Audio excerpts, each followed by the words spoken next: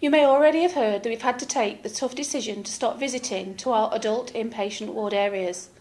This is because many of our patients and staff members have developed symptoms of a norovirus infection. This has meant we've had to close some of our wards to new patient admissions, and we're now in danger of not being able to provide care to critically ill patients because we have far fewer beds available to us than we normally would have. Our maternity, children's wards, ITU and HDU can still have visitors as long as they continue to have no symptoms of norovirus, and all other services within the hospital are operating as normal. We appreciate this is really hard for relatives and friends with loved ones in the hospital, but it's the only way to break the cycle of the outbreak, as visitors have played a part in bringing the infection in and passing it on to our patients. Norovirus is a community bug which spreads rapidly and causes violent sickness and diarrhoea.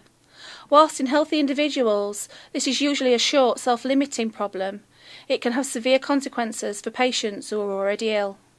All ward doors have been locked to isolate the affected areas and to prevent infection transfer, so patients and visitors are less at risk of contracting the illness or passing it on to others.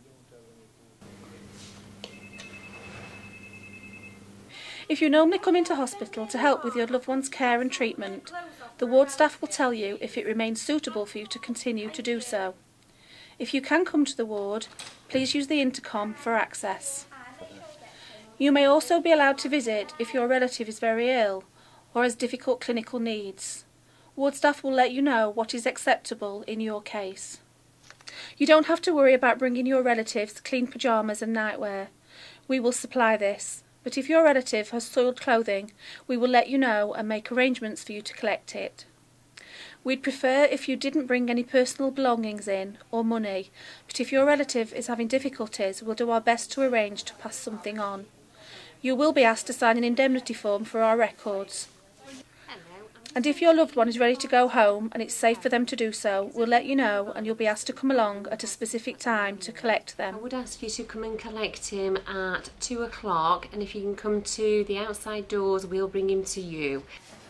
We're not sure how long we'll have to close to visitors, but unless areas are clear of the infection for 72 hours, the precautions will need to stay in place.